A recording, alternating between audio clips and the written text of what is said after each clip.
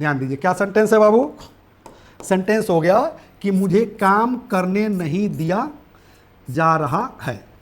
क्योंकि active voice में कह रहा है कि वह मुझे काम करने नहीं दे रहा है, तो वह क्या हो गया बाबू, सब्जेक्ट हो गया, और मुझे ये क्या हो गया, ऑब्जेक्ट हो गया। यानी कि सब्जेक्ट और ऑब्जेक्ट दोनों है एक्टिव वॉइस में, यानी कि टेंस वाले सेंटेंस में। और वॉइस वाले सेंटेंस में सिर्फ और सिर्फ ऑब्जेक्ट है।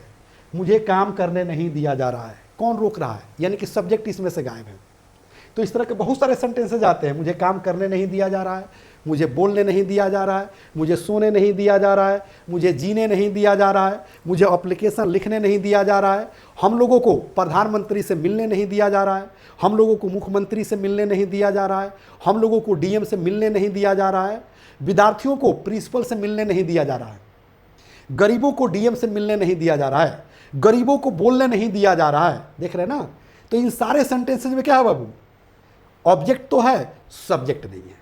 यानी कि इस टाइप का ये सेंटेंस है कि मुझे काम करने नहीं दिया जा रहा है। ओके, इसका अंग्रेजी क्या होगा, मुझे काम करने नहीं दिया जा रहा है, तो ऑब्जेक्ट से शुरू हो जाएगा, कहेंगे I am not.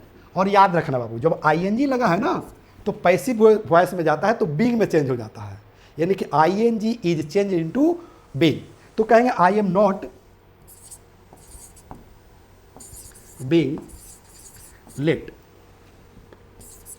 Do work.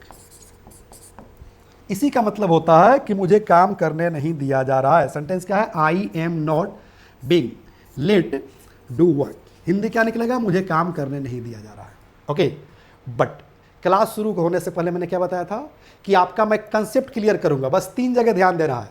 पहला कि लेट का शाब्दिक अर्थ क्या होता है, लेट का प्रयोग दूसरा कि टेंस में कहाँ करते हैं, और लेट का प्रयोग पैसिव वॉइस में कहाँ करते हैं, यानी कि वॉइस में कहाँ करते हैं। तो कंसेप्ट इस तरह से थोड़ी क्लियर होगा कि मुझे काम करने नहीं दिया जा रहा है, सेंटेंस को रट्टा मार लीजिए, तो रट्टा ही हो गया ना कि आई am not being late do work.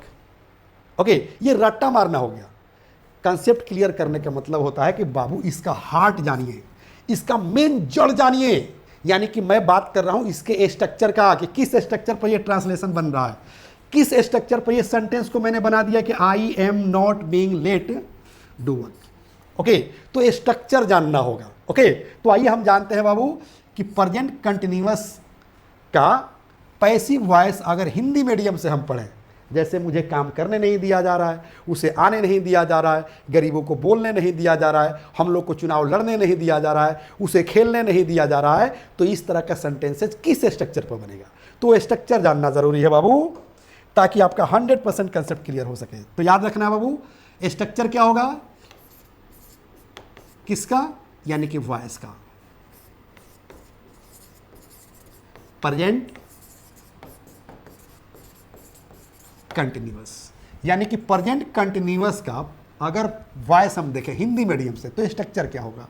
तो याद रखना है बाबू, स्ट्रक्चर होगा सबसे पहले ऑब्जेक्ट, और ऑब्जेक्ट के अनुसार इज आ एम का प्रयोग करेंगे, क्योंकि is are am present continuous tense का एक्सुलेटिव वर्ब होता है। ओके, इसके बाद क्या करेंगे बाबू, नोट की आवश्यकता होगी तो नोट लगाएंगे, और पैसिव वॉइस में क्या करते हैं बाबू, बीइंग लगाते हैं। उसके बाद V3, तो V3 के जगह पर हम लोग लेट देखेंगे, यानी कि लेट ही इसका मेन जो है चैप्टर है।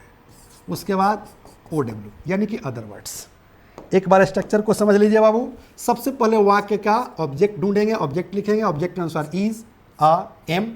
उसके बाद नोट की आवश्यकता होगी तो नोट लगाएंगे, बीइंग सबके साथ लगेगा, लेट सबके साथ लगेगा, OW यानी कि अदर वर्ड्स होगा तो लिखेंगे, नहीं होगा तो नहीं लिखेंगे। ओके, जैसे पहला सेंटेंस मैंने क्या बनवाया था कि मुझे काम करने नहीं दिया जा रहा है। अब कहा जाए कि मुझे इंग्लिश सीखने नहीं दिया जा रहा है, मुझे एप्लीकेशन लिखने नहीं दिया जा रहा है। बहुत सारे सेंटेंस जा सकते हैं बाबू, कंसेप्ट क्लियर होना चाहिए। कहा जाए कि मुझे खेलने नहीं दिया जा रहा है, मुझे खेलने नहीं दिया जा रहा है।